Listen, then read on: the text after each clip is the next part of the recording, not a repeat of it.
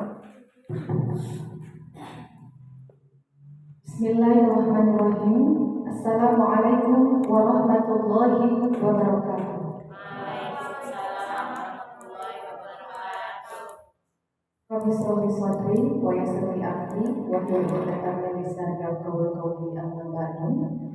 Yang terhormat kepada Bapak Kepala SMP Negeri 5 Cipanas, yang saya hormati tim CGP Angkatan 8, yang saya hormati kepada Bapak Ibu Dewan Guru beserta staf administrasi. Alhamdulillah, marilah kita panjatkan puja dan puji syukur kehadirat Allah Subhanahu wa Ta'ala yang menurunkan kebaikan kepada kita semua, sehingga kita bisa melaksanakan kegiatan sosialisasi budaya positif aksi nyata CGP. Salat serta salam senantiasa tercurah limpahkan kepada junjungan kita, yakni Nabi besar Muhammad Sallallahu Alaihi Wasallam, kepada kita selaku umatnya, sehingga kita mengharap syafaatnya di yaumul kiamat nanti. Amin amin ya Allah ya rabbal alamin.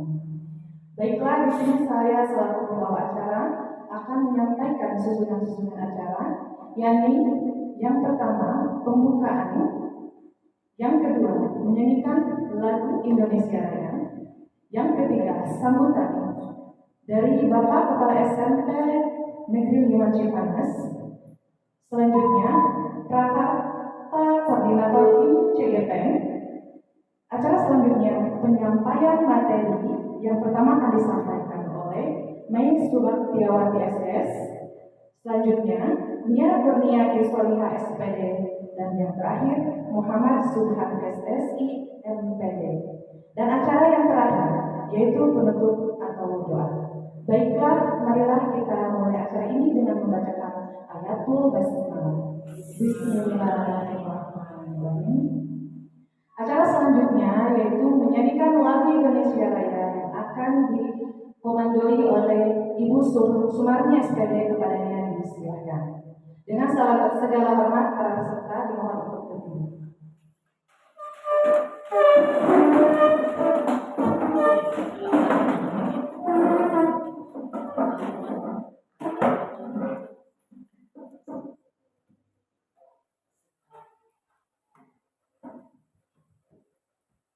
Hiduplah Indonesia Raya.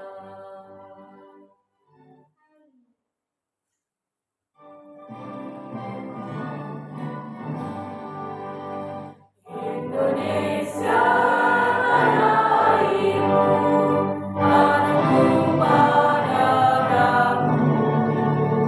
Di sanalah ku berdiri, jadi penuhimu.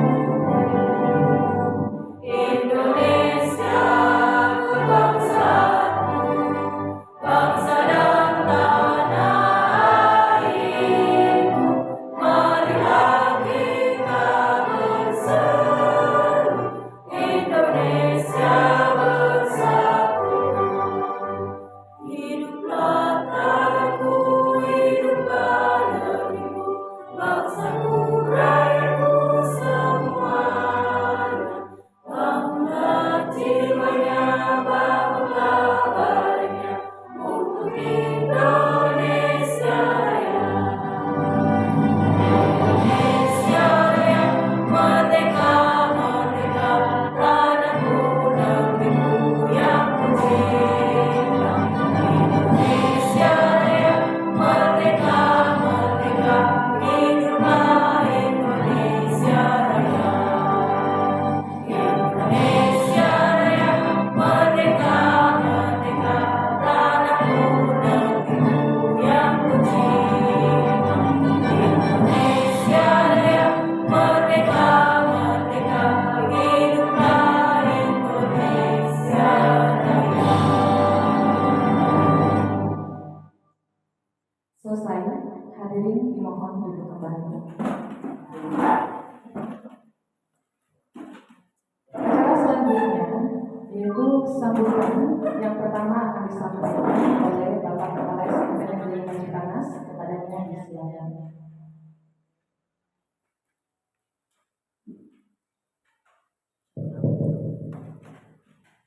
Bismillahirrahmanirrahim. Assalamualaikum warahmatullahi wabarakatuh. Bismillah, alhamdulillah, wala haula wala quwwata illa billah, amma ba'du. Rekan-rekan GP Angkatan 8 yang saya hormati, rekan-rekan Bapak dan Ibu Dewan Guru yang saya hormati, dan anak-anak yang Bapak cintai. Sejenak mari kita sama-sama memanjatkan puji syukur kepada Allah Subhanahu wa taala. Pada hari ini kita momen satu acara yang sangat luar biasa sekali, di mana TGP ini akan memprestasikan aksi nyatanya dengan begitu luar biasa. Salam dan salam mari sama-sama kita curahkan kepada junjungan kita Nabi Allah, Nabi akhir zaman, Nabi seluruh dan bagi kita, mudah-mudahan sahabat yang jatuh kepada kita semua di akhir zaman. Di sini ada bintang tamu CGP juga dari SMP Negeri 1 Cibadas. Selamat datang Nia Kurniasi, ya, Kurniati Solihah. Anak saya juga waktu SMP dia begitu tahu kecilnya, itu sekarang udah magister ya, sama dengan bapaknya. Selamat ya, mudah-mudahan semua eksis gitu di dalam suatu cita-cita.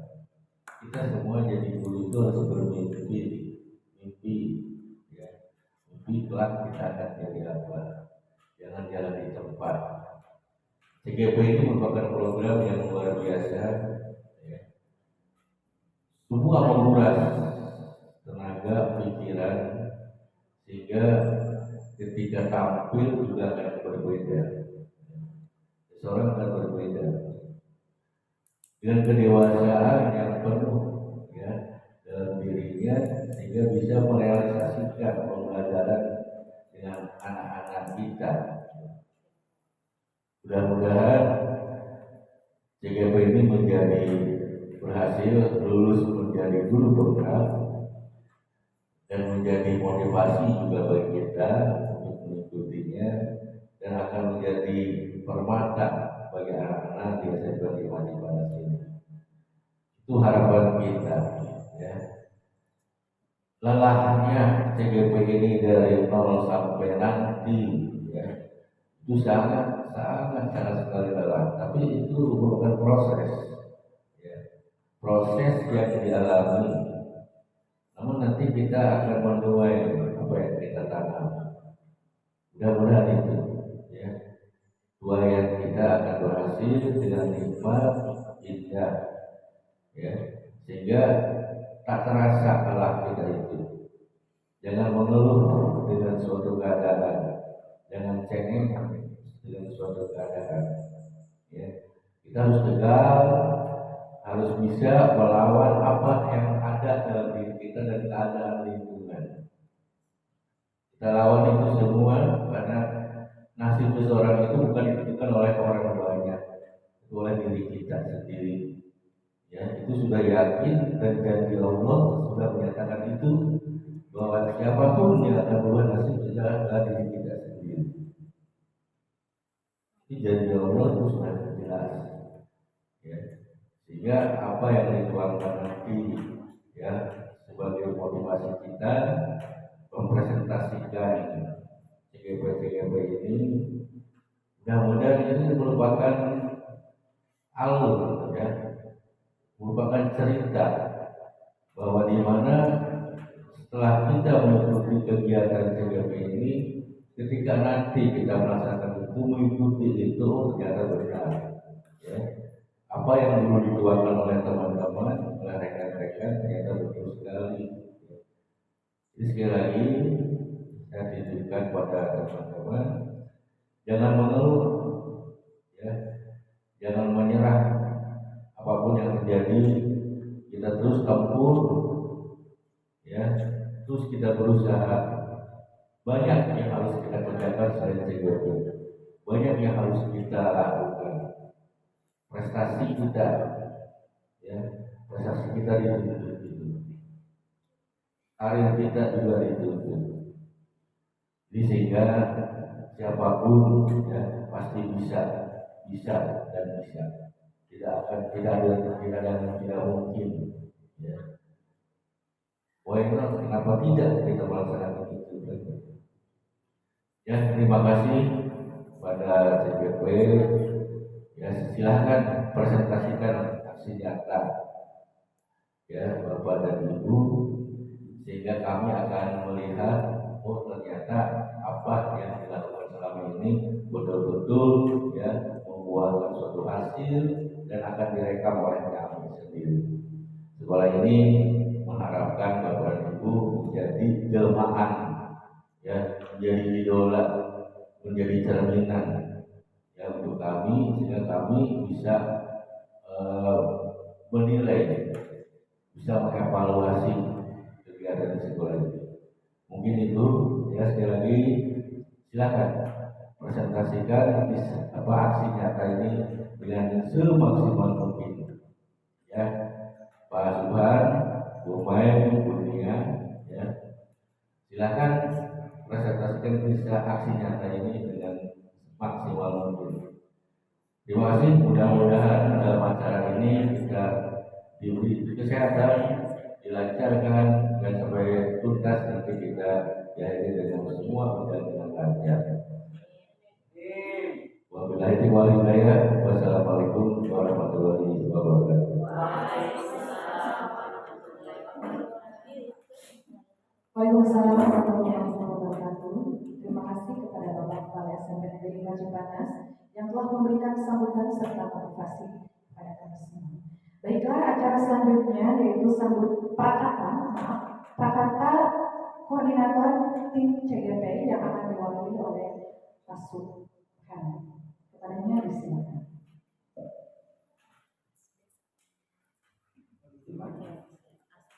Bismillahirrahmanirrahim. Assalamualaikum warahmatullahi wabarakatuh. Alhamdulillah wa syukurillah. Wala haula wala quwwata illa billah. Amma ba'du. Rabbi shrah li sadri wa yassir li amri wahlul 'uqdatam min lisani yafqahu qawli. Kepala SMP Negeri Cipanas yang terhormat, rekan-rekan dewan guru yang saya hormati, anak-anakku yang Bapak banggakan, puji syukur kita panjatkan kepada Allah SWT. Salawat dan salam tanpa kita sanjungkan kepada junjungan kita Nabi Agung Muhammad SAW. Hadirin yang saya banggakan, untuk kedua kalinya mungkin kami repotkan rekan-rekan di sini di saat sela waktunya mungkin mau mengajar, tapi direpotkan oleh kegiatan CGP. Mohon maaf sebelumnya, karena kami pikir, saya mewakili rekan-rekan bahwa apa yang ingin kami sampaikan ini juga merupakan hal yang penting, sebuah pengetahuan yang wajib dimiliki oleh kita selaku pendidik dalam rangka berkualitasnya interaksi kita dengan siswa.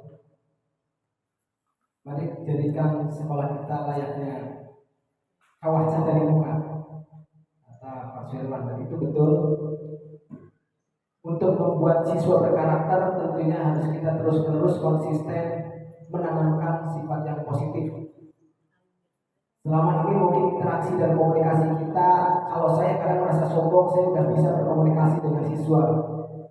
Tetapi setelah saya belajar di salah satu modul di guru bergerak, ternyata ada banyak sekali kekeliruan yang dilakukan dalam rangka merespon, dalam rangka berinteraksi, dalam rangka bekerjasama dengan siswa. Contohnya, saya pernah memberikan hukuman kepada siswa yang mungkin sekiranya termasuk kekerasan fisik, yang ternyata itu tidak boleh untuk zaman sekarang. Saya pernah ketika saya sekolah saya pernah dipukul, dijewer. Ternyata itu berlaku dan sukses pada zaman dulu. Sementara zaman sekarang, setelah kita belajar itu tidak diperkenankan. Itu yang pernah saya lakukan. Saya yakin rekan-rekan guru yang lain lebih elegan dalam meramu hubungan baik guru dengan siswa. Sekali lagi, ini pembelajaran bagi kami di guru penggerak dan akan kami share kepada rekan-rekan sebagai bentuk tanggung jawab kami untuk berbagi budaya positif dalam rangka bagaimana kita meramu seorang siswa atau macam-macam siswa menjadi satu tujuan, yaitu better output purpose. Kita punya pernah tujuan itu better output purpose, artinya mencetak SDM yang berkualitas.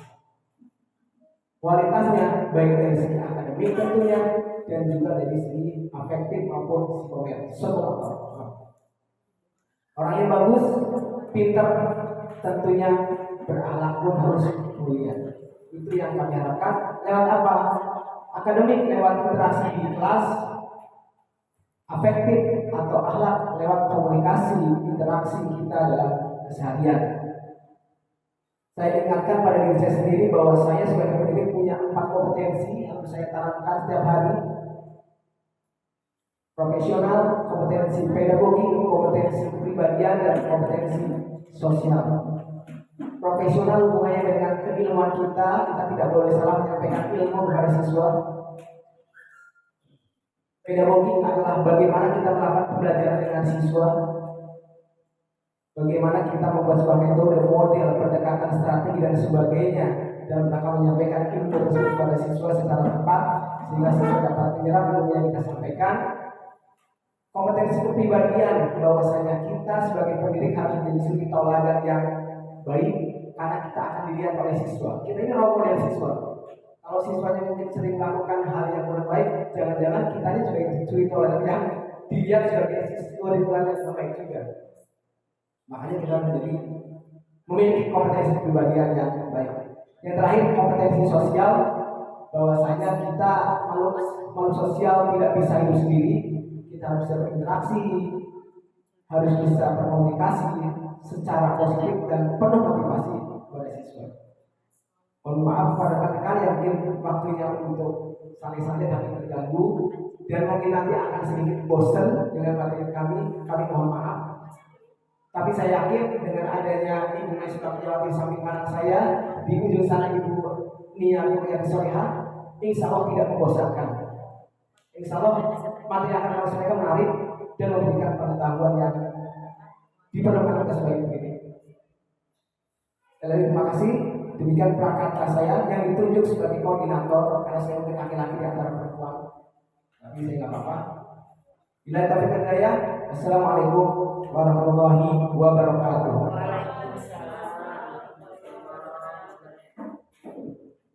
Waalaikumsalam warahmatullahi wabarakatuh. Terima kasih kepada Pak Subhan selaku perwakilan dari tim CGP. Acara selanjutnya yaitu acara utama penyampaian materi. Yang pertama akan disampaikan oleh Mai Sukapjawati SS. Kepadanya disilakan.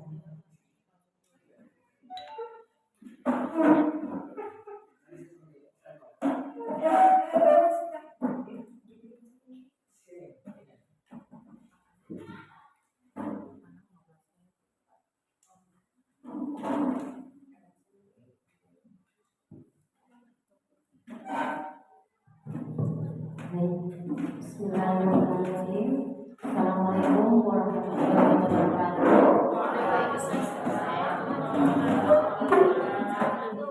Sebelumnya ucapkan terima kasih kepada rekan-rekan yang sudah menyempatkan waktu mengikuti acara kami.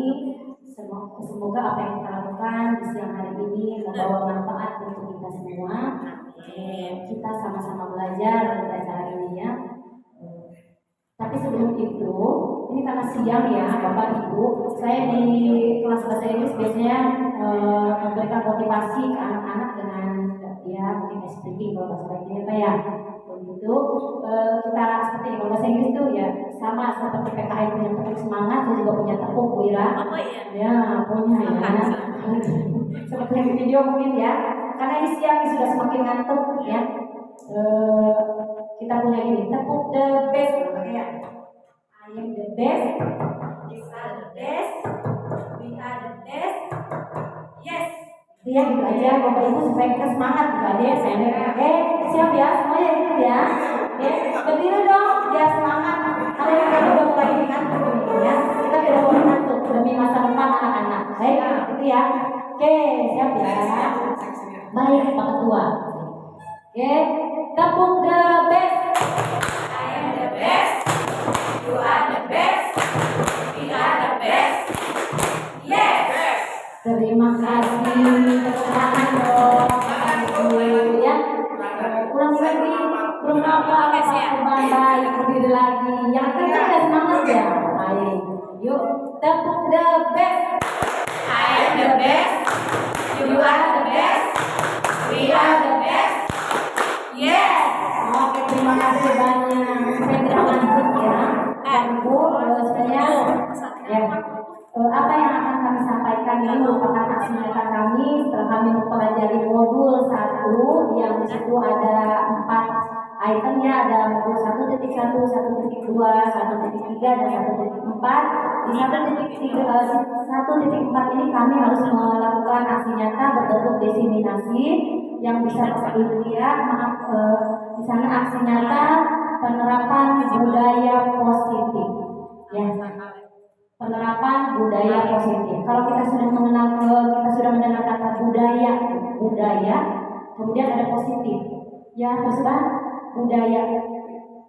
Tadi sebentar, ya. Oke, saya mau tanya nih kalau budaya, Bapak Ibu ada yang paham nggak? Ada yang tahu nggak apa sih yang mau menyampaikan budaya itu apa sih? Nah kan budaya tapi positif. Boleh yang ada yang mau menyampaikan Bapak mungkin, Bapak Kepala? Budaya itu ada istiadat dari suatu daerah, budayanya, entah budaya lokalnya atau budaya nasional.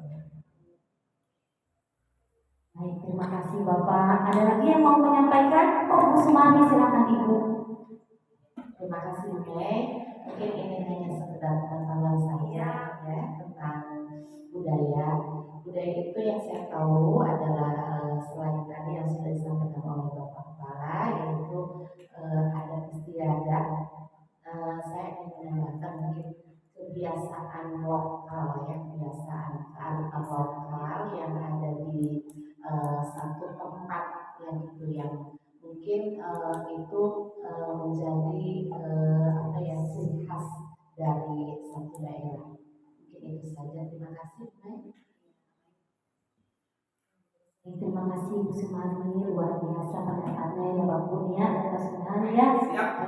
Ini tentu saja budaya ini yang akan kita terapkan di sekolah ya, budaya terus Pak. Biarkan nanti membudaya, tentu saja hal positif.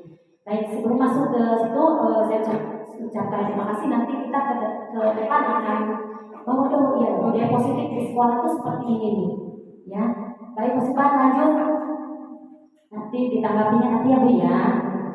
Lanjut Puspan, kita mulai dari pertanyaan pemantik Bu. Ada 3 pernyataan yang biasanya terjadi di kita nih ya. Kita kira-kira Bapak Ibu di sini setuju, tidak setuju, atau sangat tidak setuju. Lihat ada 3 pernyataan. Yang pertama, hukuman dapat mendisiplinkan anak. Yang kedua, pemberian hukuman dengan nilai positif seperti membaca atau membersihkan halaman sekolah dapat meningkatkan disiplin anak. Yang ketiga, memberi penghargaan dapat meningkatkan motivasi belajar anak. Itu ada 3 pernyataan. Saya mohon pendapatnya juga nih. Apakah setuju, tidak setuju, sangat tidak setuju. Mungkin siapa lagi yang pertama nih, hukuman dapat mendisiplinkan anak. Adakah Bapak Ibu yang ingin memberikan pendapatnya? Kalau setuju apa alasannya, tidak setuju pun apa alasannya? Ada yang sebelah sini mungkin Bu Siti? Bu Ira.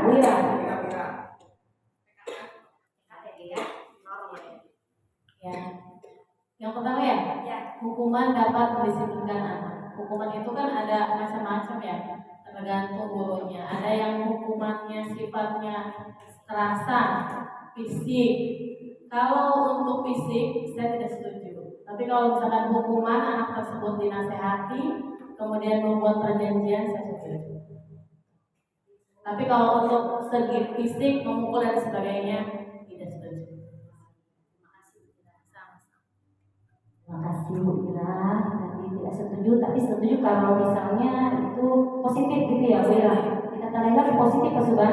Hukuman itu positif maka setuju ya. Oke, yang kedua Pak Ibu, pemberian hukuman dengan nilai positif seperti membaca atau membersihkan halaman sekolah dapat meningkatkan disiplin anak. Nah, kadang-kadang kita ngomong itu ya Bu, setuju, tidak setuju, atau sangat tidak setuju. Boleh, ada yang mau berdebat Bu Sumartin lagi, Bu Sumartin.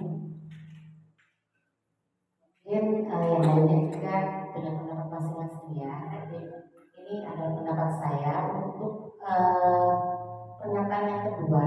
Mungkin saya sangat setuju ya, karena dengan hukuman dengan nilai positif itu seperti membaca kan, itu juga meningkatkan budaya literasi pada anak ya.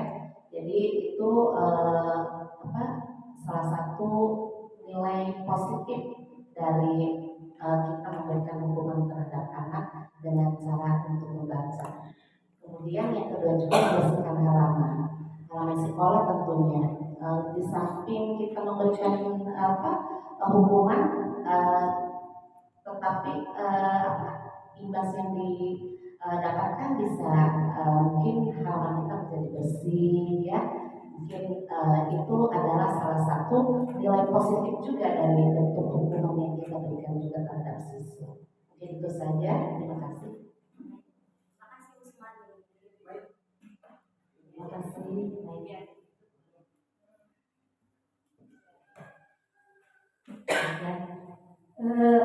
Tadi Bu Sumani setuju ya dengan yang kedua. Yang pernyataan ketiga, memberi penghargaan dapat meningkatkan motivasi belajar anak. Saya mau minta pendapatnya Bu Rifa. Bu Rifa, enggak Bu Rifa?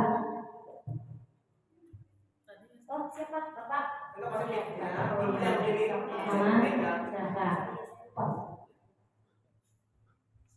Memberi penghargaan dapat meningkatkan motivasi belajar.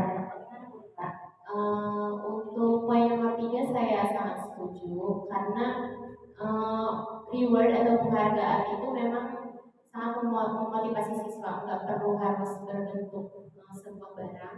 Kita ucapkan saja anak itu sudah merasa dihargai. Misalnya juga kalau tugas anak sudah sering dikasih tugas tapi kalau kita nggak dibeten, langsung anak kan ucapan tugas capek-capek nggak dibeten. Kalau dinilai kan anak merasa dihargai dan mereka termotivasi untuk mengerjakan tugas. Terima kasih Bu Rifa. Jadi saya setuju. Ya, Bu Rifa setuju asal tidak hanya karena penghargaan tidak hanya berbentuk materi ya, bisa kita berikan berbentuk nilai atau bahkan ucapan seperti itu. Baik, kita lanjut ya. Lanjut. Ya. Nah, Bapak Ibu di modul 1.4 ini kami mendapatkan materi ada 6 yaitu disiplin positif dan nilai-nilai kebajikan universal, 2 teori motivasi, hukuman dan penghargaan restitusi. Penghargaan dan restitusi maksudnya maaf. Ketiga yaitu keyakinan kelas. 4 kebutuhan dasar manusia dan dunia berkualitas. 5 restitusi, itu terkait dengan 5 posisi kontrol ya. Yang keenam restitusi mengenai segitiga restitusi. Jadi ada 6 materi ya Bapak Ibu yang akan kami diseminasikan hari ini. Seperti itu. Lanjut Mas Pak. Kita masuk ke materi 1 mengenai disiplin positif dan nilai-nilai kebajikan universal. Boleh dilihat gambarnya ini di SMP 5 pada jam nanti ya Ustaz. Itu indahnya dunia nyatanya ya. Seperti itu. Ya, yuk lanjut. Nah, ini Bapak Ibu, paradigma kita di sini ada perubahan paradigma. Terus terang kami setelah mendapat materi budaya positif ini, maka kami mulai merubah paradigma kami, ya. Paradigma tentang bagaimana kami berinteraksi dengan siswa, paradigma bagaimana kami menyadari kami berinteraksi dengan siswa. Ya, Bapak Ibu, ada kegiatan kepala tangan. Ada kepala tangan, di situ ada situasi, ada A dan B. Ini diposisikan Anda dan teman Anda.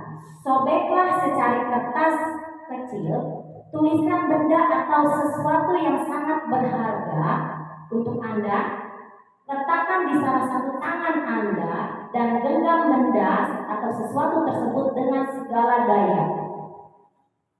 Buatlah sebuah kepala tangan, ya. Teman Anda B akan mencoba dengan sekuat tenaga dengan berbagai cara untuk meminta Anda memberikan benda tersebut. B bisa membujuk, mengancam, menghardik, merayu, menyuap, apa saja agar dapat membuka kepala tangan Anda. Apa yang akan terjadi? Artinya gini Bapak Ibu, kita membuat suatu tulisan nih. Kita bayangkan kita punya tulisan, kita punya sesuatu yang sangat berharga. Kemudian kita simpan di sini, ya, simpan di sini. Kemudian ada teman kita nih, ini sangat berharga buat kita. Kemudian teman kita akan berusaha mengambil apa yang sebenarnya berharga untuk kita, apa yang akan kita lakukan. Ini berharga, sangat berharga buat kita. Apa yang sekiranya Bapak Ibu lakukan? Itu sangat berharga.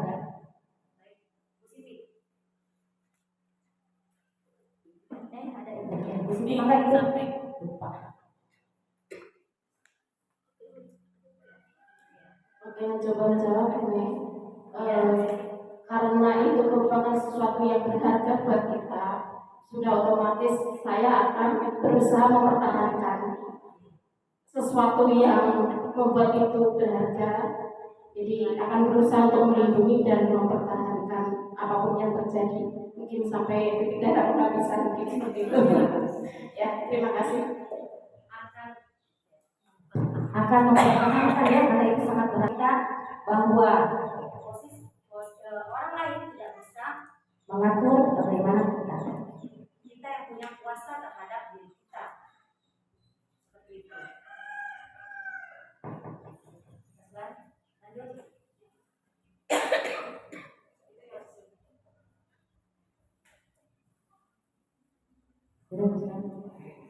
Boleh menambahkan nggak? Boleh Bapak, silakan. Ya, terima kasih. Ketika kita mengepak sesuatu yang berharga, tadi dikatakan A dan B, gitu kan.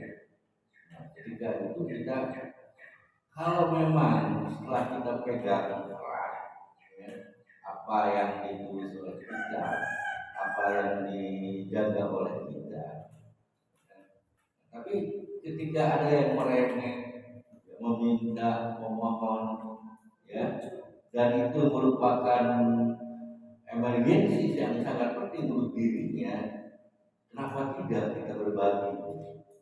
Kenapa kita tidak diberikan itu yang kita pegang? Kan tadi kata Mas Tuban, kita ada sosialisasi, ada sosial, jiwa sosialnya ada, gitu. Ya. Jadi sehingga apapun yang terjadi, ketika kita berbagi, ya, A dan B, ya, kenapa tidak kita memberikan itu?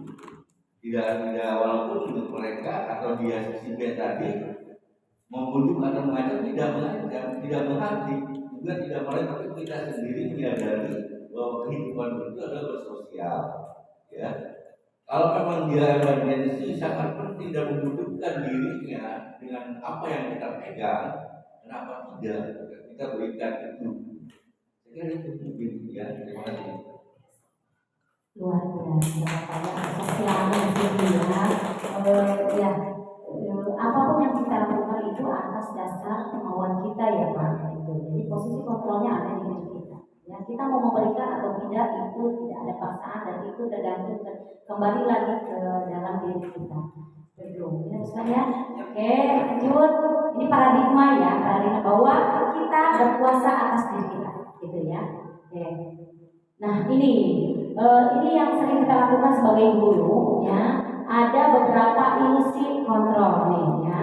Apa yang sering kita lakukan terhadap siswa kita, mungkin ada ilusi guru. Yang pertama gambar 1 Bapak Ibu ya bisa dilihat di situ ilusi guru mengontrol murid. Kita kan biasanya merasa saya bisa mengontrol anak-anak nih, siswa kita nih ya, seperti itu. Kemudian yang kedua, ilusi bahwa kritik dan membuat orang merasa bersalah dapat menguatkan karakter. Kritik menguatkan karakter. Jadi kita menyampaikan salahnya anak itu seperti ini nih. Kita berharap bahwa anak itu, oh iya Bu, saya salah. Seperti itu ya. Kemudian yang ilusi yang ketiga, bahwa semua penguatan positif efektif dan bermanfaat. Penguatan positif, efektif dan bermanfaat. Di situ ada senyum sedikit ya, senyum sebenarnya.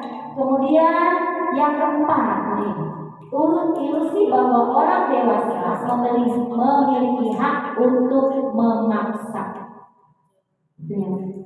Ya, seperti itu. Kita orang dewasa biasanya memiliki hak nih memaksa anak-anak yang lebih di bawah. Oke, nah ini dari saja untuk siswa-siswi kita ya di sekolah. Lihat, nilai kebajikan adalah sifat-sifat positif manusia yang merupakan tujuan mulia. Tujuan mulia kita ini, tujuan mulia kita adalah mendapatkan anak yang punya nilai-nilai kebajikan universal. Nah, nilai-nilai tersebut, nilai-nilai universal ini, nilai kebajikan ini tertuang dalam profil pelajar Pancasila. Tentu saja dalam dunia pendidikan ya Bapak Ibu, adanya di profil pelajar Pancasila. Ada yang biasa Bu Amel nyanyikan itu ya di lagu profil pelajar Pancasila ya Bu Amel. Bagaimana Bu Amel nyanyinya? Boleh, teruskan ya. Boleh Bapak Ibu ya, kita berdiri sebentar untuk menyanyikan profil pelajar Pancasila. Oke. Ini sebetulnya adanya tidak asing lagi, tapi kita ganti liriknya Bapak Ibu ya.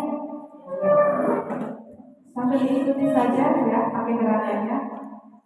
Pelajar Pancasila beriman dan bertakwa pada Tuhan Yang Esa dan berakhlak mulia, berkebinekaan global, gotong royong mandiri, kreatif dan bernalar kritis. Oke, tepuk tangan kita semua.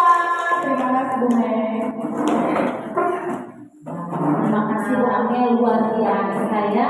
Itu yang tujuan mulia yang ingin kita capai. Sebenarnya itu ya kita ingin capai. Tentu saja ada beriman, bertakwa kepada Tuhan Yang Maha Esa dan berakhlak mulia, mandiri, bernalar kritis, berkebinekaan global, bergotong royong dan kreatif. Seperti itu. Lanjut pesan. Masuk ke materi 2 Bapak Ibu.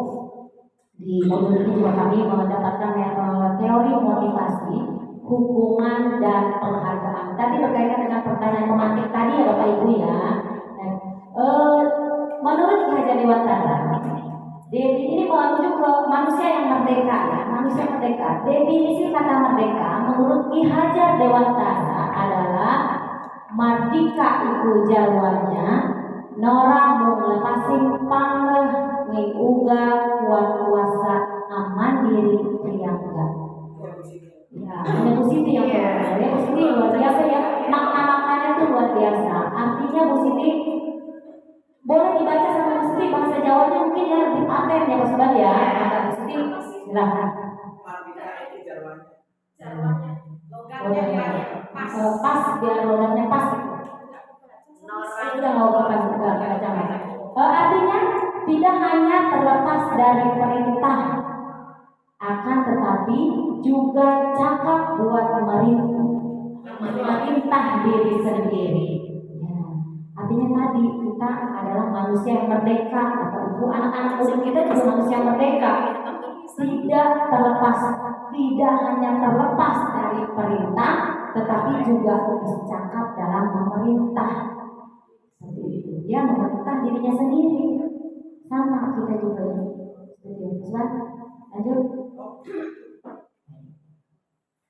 Nah, teori motivasi perilaku manusia, Bapak Ibu, kita menuju anak-anak untuk mendisiplinkan anak-anak, kita harus menggali motivasi yang ada dalam dirinya. Kenapa? Agar anak ini mempunyai, kalau sudah motivasi yang keluar dari dirinya sendiri, maka tidak ada paksaan untuk mengikuti apa yang kita mau. Mendisiplinkan anak itu tidak dengan paksaan tadi. Mereka menyadari dan menyadari sendiri, ya.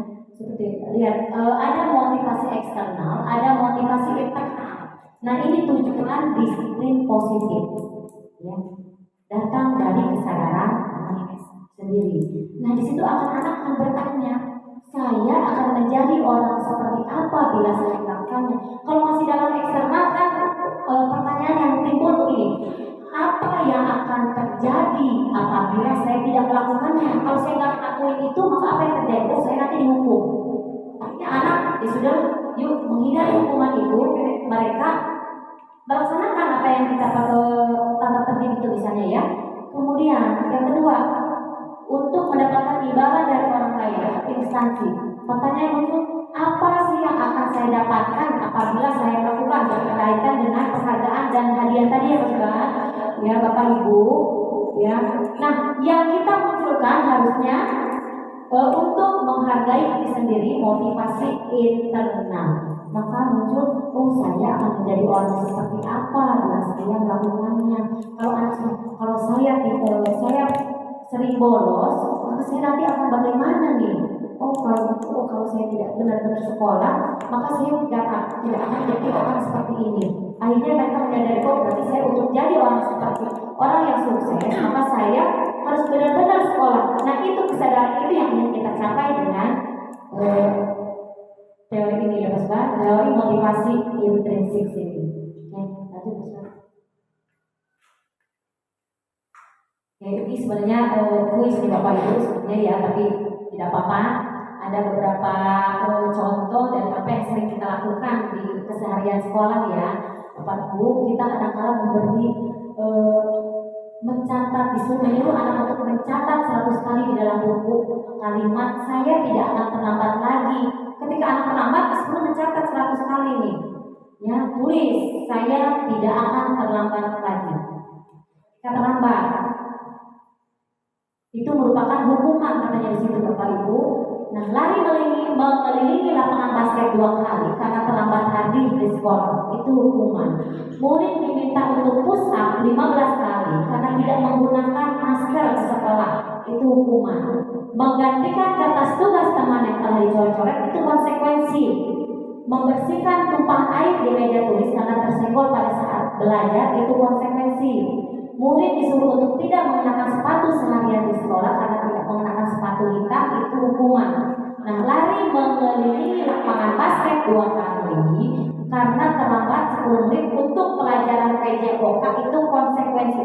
Jadi ada hukuman, ada konsekuensi. Saya mau minta pendapat dari mungkin ada Bapak Ibu yang memberikan pendapat, kenapa sih itu hukuman, kenapa itu konsekuensi? Mungkin dari situasi ini. Dan mungkin Pak Yudi ini yang PJOK nih, bisa ya? Pak Yudi tadi mau ngomong, silakan. Kita lihat nih, Pak Yudi lari mengelilingi lapangan basket 2 kali karena terlambat 10 menit untuk pelajaran PJOK, itu konsekuensi, bukan hukuman. Kira-kira, ya, kalau itu hukuman, misalkan terlambat, ada siswa yang terlambat positif, kita kasih hukum, kita suruh mencatat saya tidak akan terlambat 100 kali di bukunya. Itu masuknya dalam hukuman. Ada yang bisa memberikan pendapat Bu Siti ya? Silakan Bu Siti. Apa Pak Yudi dulu? Silakan. Apa juga? Silakan. Pak Yudi. Luar biasa aktif sekali. Bu Rifa, baik, menurutnya ke sana. Oke, luar biasa.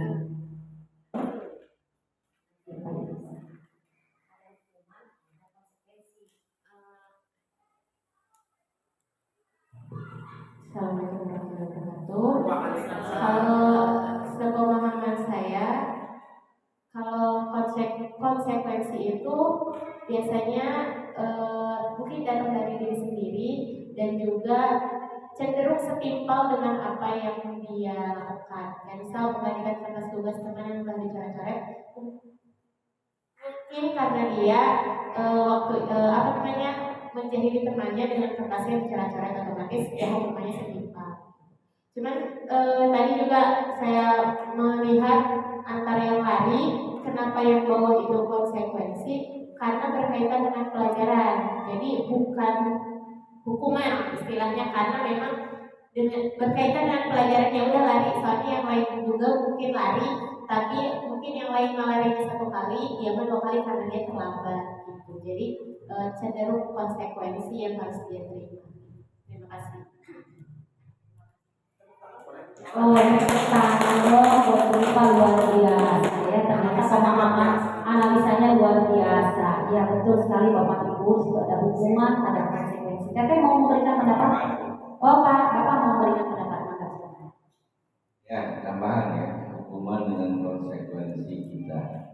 Tadi dalam diri sendiri ya, Bu Irfan. Konsekuensi itu tanggung jawab. Ketika kita melakukan sesuatu, tanggung jawab dalam diri kita.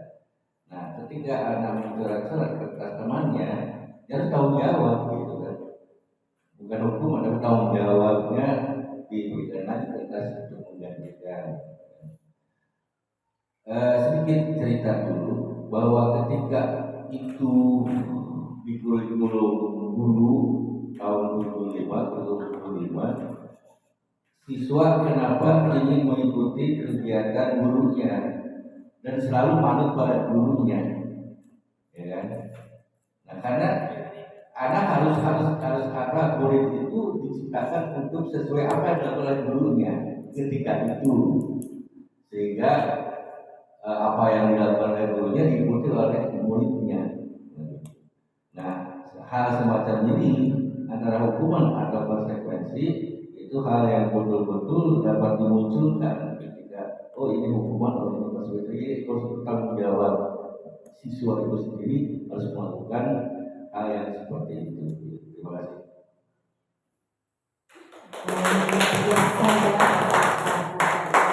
Bapak Ibu, situ tadi betul apa yang disampaikan oleh Bu Rifa dan Bapak Kepala, bahwa di situ ada hukuman. Hukuman itu di situ identik dengan ketidaknyamanan ya.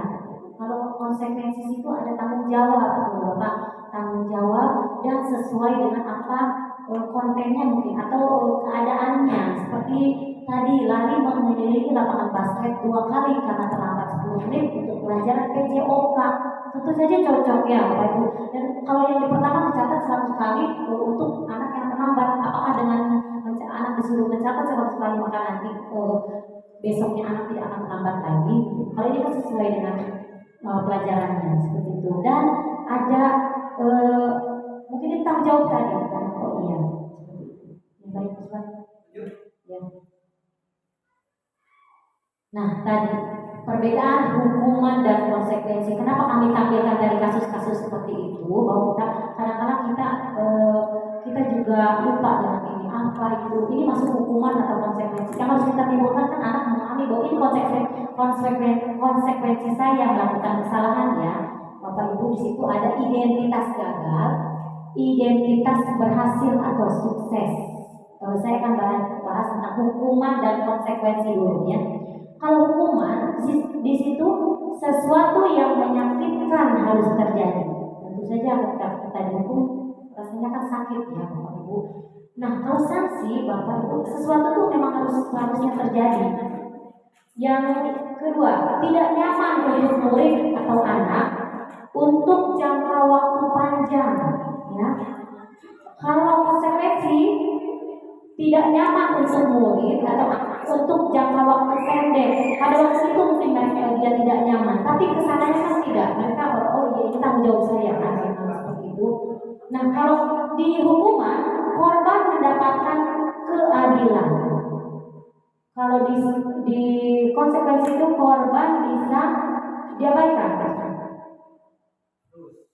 Kemudian perilaku murid anak akan tersakiti di hukuman, murid atau anak dibuat tidak nyaman ya. Perilaku Perilaku pasif agresif meningkat. Di konsekuensi, penguatan hanya bertahan dalam jangka waktu pendek. Ini perbedaannya Bapak Ibu ya. Sistem tidak akan berjalan bila murid tidak takut. Kemudian di konsekuensi atau sanksi, memerlukan monitoring dan supervisi terus-menerus dari guru. Itu konsekuensinya ya. Nanti kita lanjut ke sana Bapak Ibu, tidak saya bacakan yang sebelah sana. Karena itu nanti kita kembali lagi membahas ini. Baik, Mas Ban, silakan. Nah, ini tadi yang tadi di pertanyaan pemantik, apakah kita memberikan penghargaan akan memberikan motivasi ya, Mas Ban? Seperti itu. Dihukum oleh penghargaan. Dihukum penghargaan bisa menghukum Bapak Ibu. Nah, saat kita berulang kali menjanjikan hadiah kepada anak-anak agar berperilaku bertanggung jawab, atau kepada seorang murid agar mempelajari sesuatu yang baru, atau kepada seorang karyawan agar melakukan pekerjaan yang berkualitas, kita sedang berasumsi mereka tidak dapat melakukannya, atau mereka tidak akan memilih untuk melakukannya. Padahal selama ini paradigma yang harus kita ubah. Selama ini kan kita berpendapat bahwa ketika saya ngasih penghargaan atau hadiah, kadang-kadang ya itu akan memotivasi anak. Iya, memotivasi anak. Tapi ternyata itu hanya jangka pendek. Kalau dampaknya ketika tidak ada penghargaan itu, maka anak tidak akan merasakan itu, ya tidak lanjut dulu pesanan ya, nanti ada sekian. Nah ini dihukum oleh penghargaan ini Bapak Ibu. Ketika kita memberikan penghargaan atau hadiah, maka dapat seperti ini. Pengaruh jangka pendek dan jangka panjang. Ketika kita memberikan janji bahwa nanti kamu kalau kamu menyelesaikan tugas maka saya akan berkasih kamu hadiah ya. Ternyata besoknya kita punya halangan atau apa, di situ anak akan terkikis kepercayaan kepada kita. Itu kan berdampak ya, tidak seperti itu. Kemudian penghargaan menghukum. Penghargaan mengurangi ketepatan. Kalau tidak dikasih hadiah ya berarti santai-santai saja anak-anak kita. Penghargaan tidak efektif. Penghargaan merusak hubungan. Penghargaan menurunkan kualitas. Penghargaan mematikan kreativitas anak. Ketika tidak mereka akan kreatif kalau kita kasih hadiah ya, penghargaan. Tapi ketika tidak ada maka ya udah buat apa? Seperti itu kan, kadang-kadang ya kalau kita ini ya nih nanti ibu kasih nih, mulai kan. Tapi kalau jangan lah buat apa? Seperti itu yang kita harapkan anak-anak yang tetap kreatif kan, ada atau tidak ada penghargaan itu.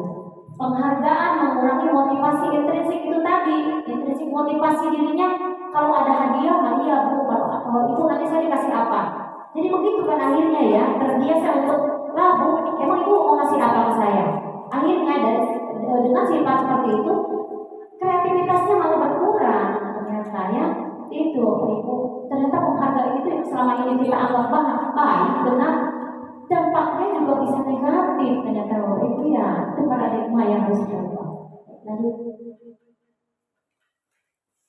Nah ini masuk ke restitusi Bapak Ibu.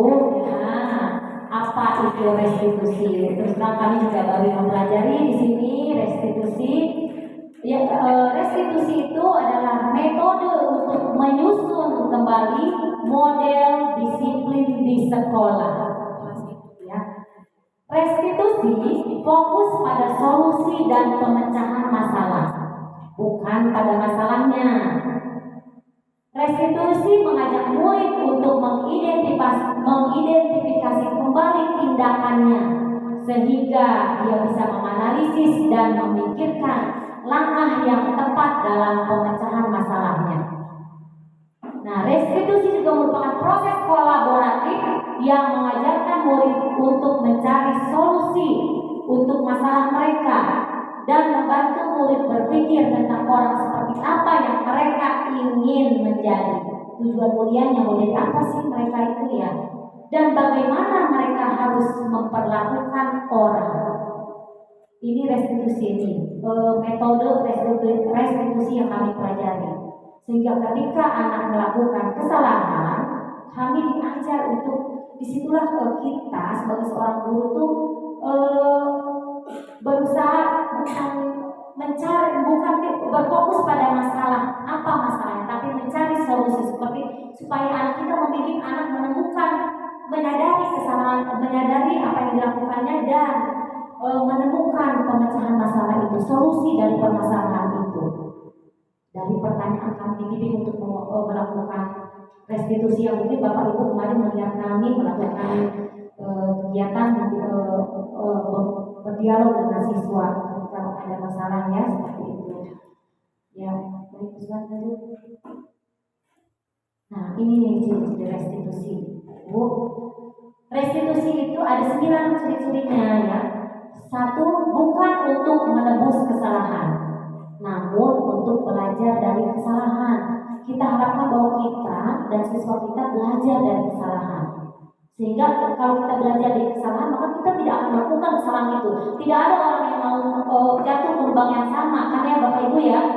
Maka kita belajar dari kesalahan. Yang kedua, memperbaiki hubungan. Ya, restitusi itu memperbaiki hubungan. Ketika punya masalah, kalau kita ajak dialog kan malah oh iya itu merasa dekat dengan kita, memperbaiki hubungan. Yang ketiga, restitusi itu merupakan tawaran, bukan paksaan. Kita menawarkan anak itu pengennya solusi seperti apa sesuai dengan masalah. Yang keempat, restitusi menuntut untuk melihat ke dalam diri. Kita lihat dalam diri kita lihat untuk anak melihat ke dalam dirinya. Yang kelima, restitusi mencari kebutuhan dasar apa yang melandasi mereka melakukan tindakan itu, dasari tindakan. Ya. Yang keenam, restitusi diri adalah cara yang paling baik. Ya, ketujuh, restitusi fokus pada karakter bukan tindakan. 8, restitusi fokus pada solusi. 9, restitusi mengembalikan murid yang berbuat salah pada kelompoknya. Artinya dia kembali lagi nih ke dalam kelompok yang dianggap ini cocok untuk mereka, gitu ya, setelah menyadari itu. Baik, sudah pesan? Nah, sudah. Baik, itu materi yang saya sampaikan. Nanti akan dilanjutkan oleh rekan-rekan saya. Saya ucapkan terima kasih. Assalamualaikum warahmatullahi wabarakatuh.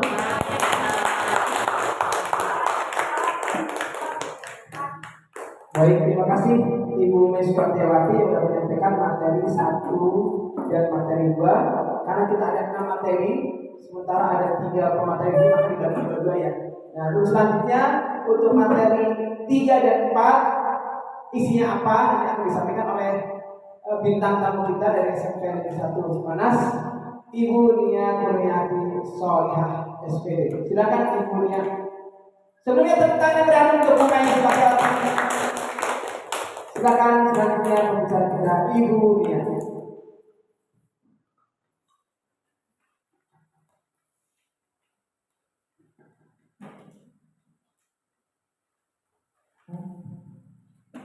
Baik, bismillahirrahmanirrahim. Assalamualaikum warahmatullahi wabarakatuh.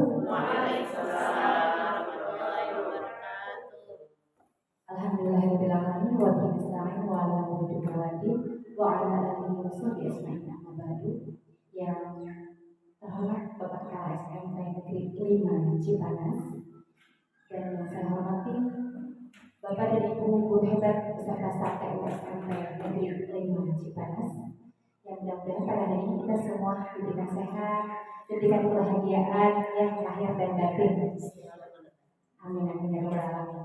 Puji dan syukur bagi kita panjatkan kehadiran Allah Subhanahu wa taala bahwa pada hari ini saya diberikan kesempatan untuk hadir di hadapan Bapak dan Ibu hebat semua di SMP 5 ini yang pertama kali dan mudah-mudahan silaturahmi kita tetap berjalan untuk season-season berikutnya ya kepada Ibu dalam keadaan bahagia, dalam keadaan bergembira semuanya. Salawat serta salam semoga tercurah kepada junjungan besar kita Nabi Muhammad SAW, para keluarganya, para sahabatnya, dan mudah-mudahan sampai kita selaku umatnya. Amin ya Allah ya Rabbal alamin.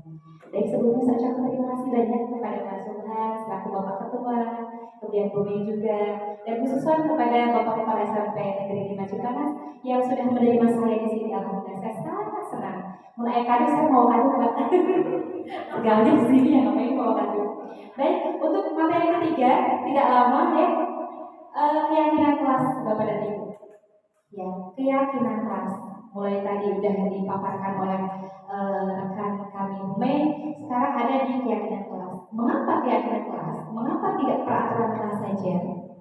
Kalau kita berhubungan dengan disiplin, tentunya harus ada ketaatan ya, harus adanya kepatuhan, taat patuh harus.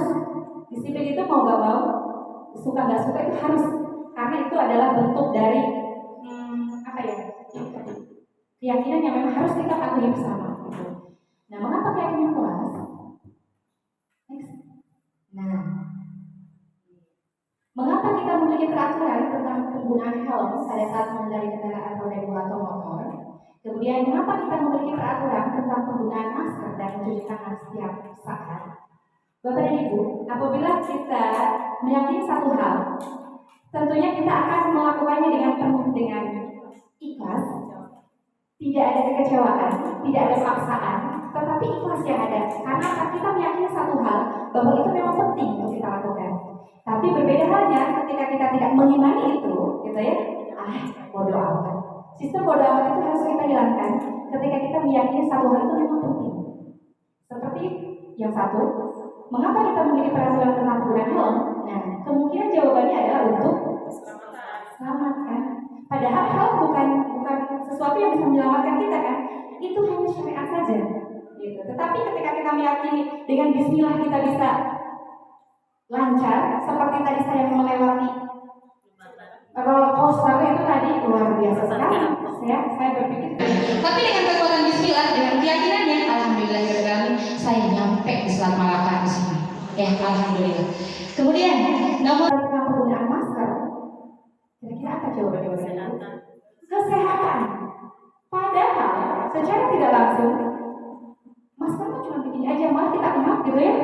Malah kita kayak bengeknya asma gitu memakai masker tuh. Tapi apabila kita meyakini bahwa dengan memakai masker, insya Allah kita sehat, insya Allah kita disugesti, ya, karena semua kita disugesti dengan adanya keyakinan ini. Oke, ini dia. Nilai-nilai keselamatan atau kesehatan yang kita sebut sebagai suatu keyakinan, yaitu nilai-nilai kebajikan universal yang harus disepakati secara tersirat dan tersurat, lepas dari latar belakang suku, negara bangsa maupun agama. Seseorang akan lebih tergerak untuk menjalankan keyakinannya daripada hanya sekadar mengikuti serangkaian peraturan tertulis tanpa makna. Murid-murid pun demikian, mereka perlu memahami arti sesungguhnya tentang peraturan yang diberikan. Apakah nilai-nilai kebajikan dibalik peraturan tersebut, apa tujuan utamanya, dan tidak tertariknya, atau takut sehingga hanya sekadar mengikuti serangkaian peraturan yang mengatur mereka tanpa memahami tujuan kuliahnya. Jadi anak-anak bukan dipaksa untuk mengikuti, tetapi meyakini dalam hati bahwa itu adalah sesuatu hal yang harus mereka lakukan sebagai tadi bentuk tanggung jawab. Ini adalah nilai-nilai kebajikan universal. Selanjutnya, nah, kalau keyakinan itu sudah dilakukan secara konsisten, ya, maka akan terjadinya satu budaya, yaitu budaya positif. Budaya positif di lingkungan positif dengan keyakinan keras dan peraturan keras. Oke, selanjutnya. Nah, budaya positif itu bisa dilakukan tentunya dengan treatment atau dengan metode atau dengan sifat yang memang harus teratur. Tidak ujug-ujug kita melakukan disiplin positif, gitu ya, tanpa adanya sosialisasi, tanpa adanya kesepakatan dulu, itu tidak akan terjadi. Ya, Bapak dan Ibu. Jadi harus adanya satu pembentukan keyakinan kelas atau sekolah. Keyakinan kelas bersifat lebih abstrak daripada peraturan yang lebih rinci dan konkret. Kalau sudah diyakini, peraturan itu lewat.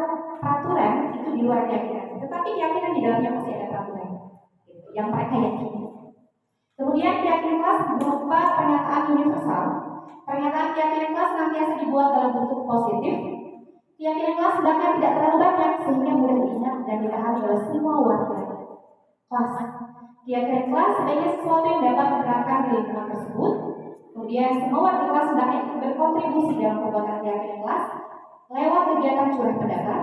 Dan yang terakhir, bersedia meninjau kembali keyakinan kelas dari waktu ke waktu. Nah, keyakinan kelas ini kami harapkan dapat kelas masing-masing. Bahkan di mata pelajaran pun, saya biasanya ketika mengawali di tahun ajaran pertama itu membuat kalau dulu kesepakatan, tapi setelah tahun ini ya berubah menjadi keyakinan mata pelajaran. Saya sering buat itu. Jadi apa-apa keyakinan yang harus kita lakukan selama belajar dengan saya. Ada 10 atau 20 atau bahkan lebih dari itu yang mereka sepakati dan kita yakini bersama dan tidak boleh dilanggar. Kan? Nah, itu harus ada semacam apa namanya sintak tadi. Teknisnya seperti apa? Maka dengan anak-anak dikumpulkan seperti biasa, kemudian dibahas apa yang akan kita lakukan ya anak-anak seperti itu. Apa yang akan kita lakukan dan apa yang tidak boleh kita lakukan itu harus kita catat. Biasanya saya pakai sticky note warna-warni diberikan kepada anak-anak. Kemudian apa nih yang boleh dan tidak boleh. Tapi akan dirubah bahasanya menjadi bentuk positif. Tidak boleh ada kata tidak. Karena kalau tidak itu negatif kesannya. Tetapi bentuk lain dari kalimat itu yang dipositifkan. Kalau di berarti jadi mood gitu Pak ya. Saya masih ingat ketika belajar bersama Bapak. Kalau di itu negatif menjadi positif ketika jadi mood gitu. Lanjut. Nah, di sini ada perbedaan antara aturan kelas dengan kesepakatan kelas. Kita lihat, ketika aturan itu kalimatnya berbeda daripada ini. Masuk kelas tepat waktu, berdoa sebelum dan sesudah belajar, duduk dengan tenang dan tertib, memperhatikan penjelasan guru, mengumpulkan tugas, tunjuk jari bila ingin bicara, izin guru bila ingin masuk dan keluar kelas, membawa perlengkapan sekolah, melaksanakan tiket kelas, membuang sampah pada tempatnya, tidak makan dan minum di kelas, dan yang terakhir, dilarang merusak barang teman dan perlengkapan kelas. Sedangkan ketika kita membaca kesepakatan kelas 8C ceria, bagaimana kami bersikap di kelas? 1. Kami menjaga ketertiban dan kebersihan kelas setiap saat. 2. Kami belajar dengan antusias dan penuh percaya diri. 3. Kami senantiasa menghormati guru dan mengasihi sesama. 4. Kami bersaudara dan saling membantu jika ada teman yang memerlukan bantuan. Kira-kira adakah perbedaan antara kesepakatan kelas dengan aturan kelas? Ada ya. Dalam bahasanya pun berbeda ya. Berbeda. Kalau di sebelah sana kalimatnya lumayan agak panjang, tetapi mengacu kepada aturan kelas yang ada. Hanya bahasanya lebih ke positif. Tidak terlalu mengikat, tetapi berdasarkan kesadaran diri yang ada. Kayak Pancasila sih yang tadi. Membacakannya kayak Pancasila. Oke, next. Kegiatan ini? Oke. Kegiatan tidak usah? Lanjut. Nah, ini dia perbedaan peraturan dengan kegiatan kelas. Ketika peraturan itu identik dengan tadi yang disampaikan oleh Bu Mei, ya, peraturan itu identik dengan adanya hukuman. Peraturan itu identik dengan keterpaksaan. Tetapi kalau keyakinan kelas itu datangnya dari hati, ikhlas, yakin bahwa ketika kita melakukan itu memang itu kewajiban kita, gitu ya. Selalu kembalikan hukum ke tempatnya, itu peraturan. Tetapi kalau kita memiliki tanggung jawab, akan dikembalikan dengan sendiri. Kemudian dilarang mengganggu orang lain, menghormati orang lain. Ketika kita merasa memang kita mau dihormati, maka kita pun harus menghormati orang lain. Nanti itu akan timbul. Ya, nilai kebajikan yang ada itu yang menghormati orang lain, kemudian keselamatan, kesehatan. Intinya sebenarnya ini untuk murid saja ya. Ini juga untuk kita sebagai orang dewasa, sebagai seorang guru yang memang harus memiliki keyakinan bahwa nilai-nilai kebajikan itu juga bukan untuk murid saja gitu. Kita dulu dari kita, oleh kita, untuk kita. Kita ngajarin ke anak begini, tapi pada dasar kita yang enggak gitu. Maka itu akan repot. Maka mulai dari diri baru akan bisa implementasikan kepada anak. Di guru dan di diri itu akan muncul dari sini. Selanjutnya, pembelajaran keempat, kebutuhan dasar manusia dan dunia berkualitas. Kebutuhan. Ketika kita melakukan kesalahan atau misalkan anak melakukan kesalahan, itu ada unsur kebutuhan Bapak dan Ibu. Tidak semena-mena mereka itu nakal, saya tidak. Ada kebutuhan yang mereka harus penuhi. Misalkan, kenapa anak mengambil pulpen temannya? Sebenarnya dia butuh pulpen kan? Jangan-jangan dia nggak kebeli pulpen. Jangan-jangan dia juga diperlakukan sama oleh temannya. Jangan-jangan, nah, gitu. Jadi kita nggak bisa memponis anak, kamu nakal ya, tidak bisa. Semua orang itu pasti memiliki latar belakang yang sama. Maka dari itu kita harus mengorek terus aja. Kenapa nggak suka ngambil pulpen orang? Saya nggak suka dikasih uang jajan lebih, sehingga ketika uang saya habis, berarti kan ada efek ekonominya juga seperti itu. Kita tidak bisa menjudge anaknya kepada ibu. Semuanya tidak akan sama. Semuanya tidak akan memiliki latar belakang yang sama. Gak bisa orang lain itu bisa mengatakan dengan kita, tidak akan bisa. Selanjutnya, maksudnya, oke. Ibu Ambar, guru kelas 2A dan di SD Pelita Hati sedang bingung menghadapi ulah salah satu murid di kelasnya. Beberapa anak di kelas 2A telah datang padanya dan mengeluhkan Doni yang seringkali meminta bekal makan siang mereka dengan paksa. Jika Anda menghadapi situasi seperti Ibu Ambar, apa yang akan Anda lakukan? Menurut Anda kira-kira apa alasan Doni melakukan hal itu? Kira-kira apa ya? Coba. Ibu Ambar, guru kelas 2A di SD Pelita Hati sedang bingung menghadapi ulah salah satu murid di kelasnya, Doni namanya. Beberapa anak di kelas 2A datang padanya dan mengeluhkan Doni yang seringkali meminta bekal makan siang dengan paksa. Jika Anda menghadapi situasi seperti Ibu Anda, apa yang akan Anda lakukan? Menurut Anda, kira-kira apa alasan Doni melakukan itu? Baik, silakan Ibu. Ya, terima kasih Bu Nia. Mungkin ini hanya sekedar menurut pendapat saya, mungkin Doni ini mengalami permasalahan di keluarganya. Ya, Mungkin kita tidak tahu bagaimana keadaan Doni di keluarganya. Jadi mungkin Doni itu kan meminta dan memaksa kepada temannya untuk meminta bekal makan siang. Nah, ini mungkin perhatian orang tua yang kurang dari di keluarganya, maka anak tersebut tidak diberikan bekal seperti itu dari temannya, sehingga dia melakukan itu. Iya, alasannya mungkin Doni itu tidak diberi bekal oleh orang tuanya, sehingga Doni meminta bekal makan siang kepada temannya dengan cara memaksa. Mungkin seperti itu. terima kasih. Jadi kurang perhatian. Kalau seorang itu memang tekanan atau jiwanya kena banget gitu ya. Ada mungkin loh, kalau mama urusannya dapur nih, kalau kita yang makanan pasti nyambung gitu. Oke, luar biasa sosial. Adakah yang lain alasannya? Alasannya? Oke, silakan. Ya, tindakan Ibu Ambar seharusnya. Apa yang dilakukan oleh Ibu Ambar ketika melihat Doni yang memaksa minta bekal? Iya.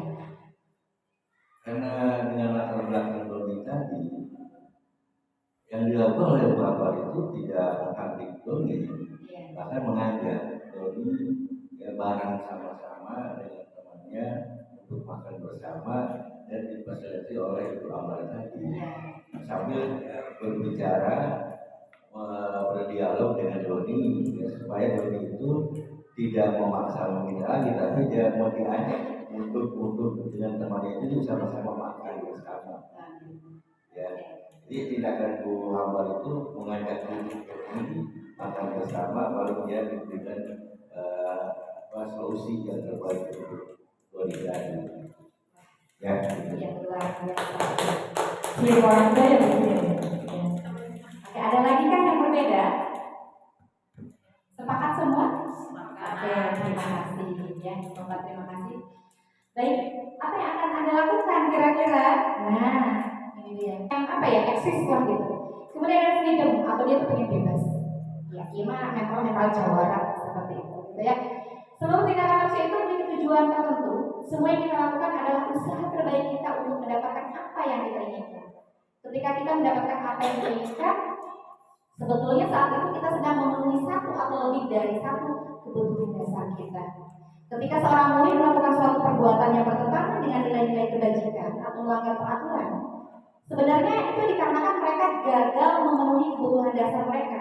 Untuk lebih jelasnya, jadi intinya ketika seseorang melakukan sesuatu, dia itu ingin mencukupi kebutuhannya.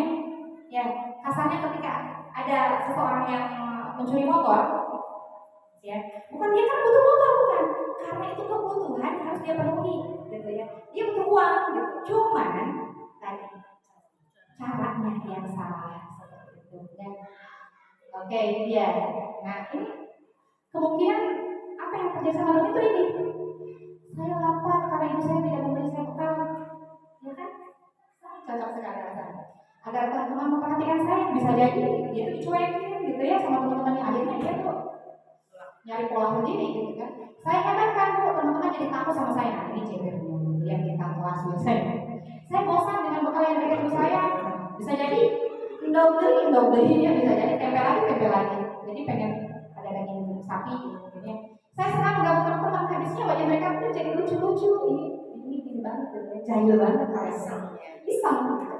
Adapun keinginan yang dipenuhi itu yang pertama ingin bertahan hidup.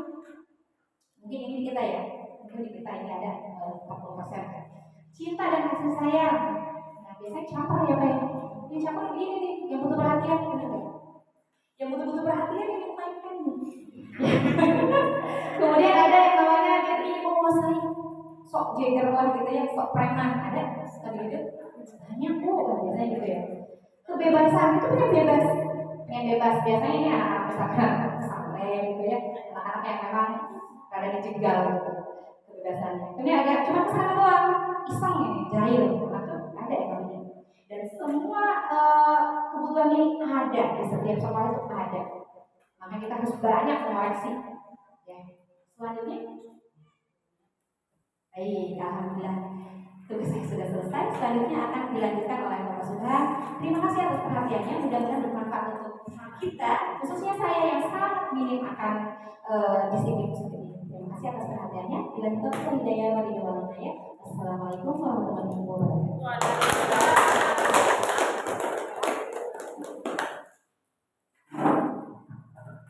Terima kasih Ibunya. Saya sebagai pembicara terakhir merasa gimana nih?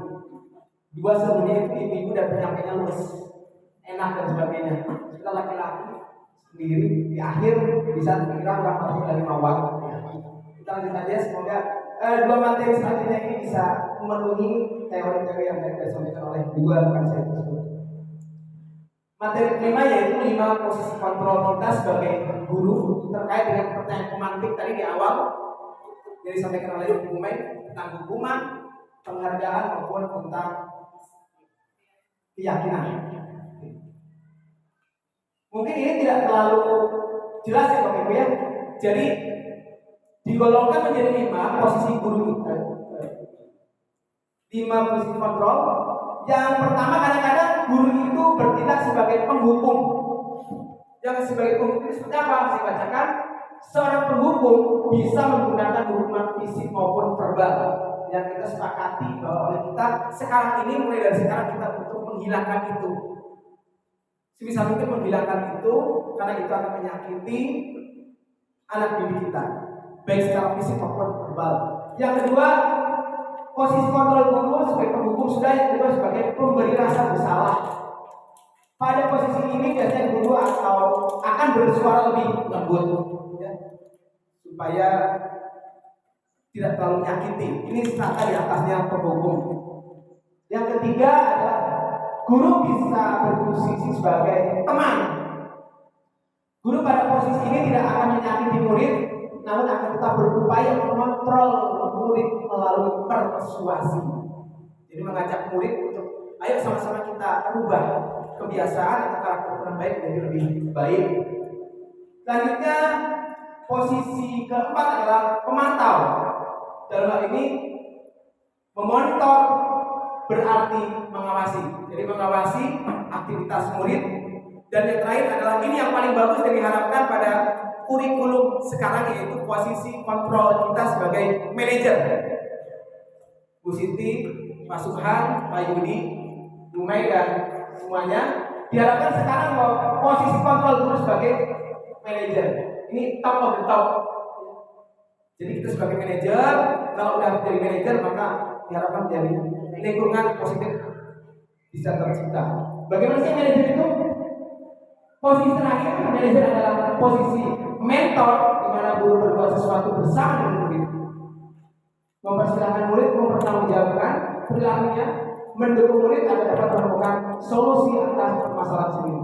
Jadi kita sifatnya kolaboratif. Kalau ada permasalahan kita berkolaborasi dengan siswa, diskusi dengan siswa, bagaimana caranya tadi untuk memecahkan masalah, bukan fokus pada masalahnya, tapi bagaimana kita mencapai solusi tersebut. Selanjutnya Ibu, nah ini terlalu tidak kelihatan, ada penghubung, pembatas bersalah sebagai teman, pemantau dan manajer. Ini 5 posisi kontrol guru yang ditetapkan. Mudah-mudahan saya nanti jauh dari posisi penghubung, karena saya pernah jewer, saya pernah dorong orang, saya pernah nyabok waktu saya masih muda. Sekarang udah lebih bijaksana buat itu. Karena itu sifatnya adalah hukuman berarti menyakiti dan sebagainya. Iya, apa? Iya, apa? Saya pernah lempar, Bu.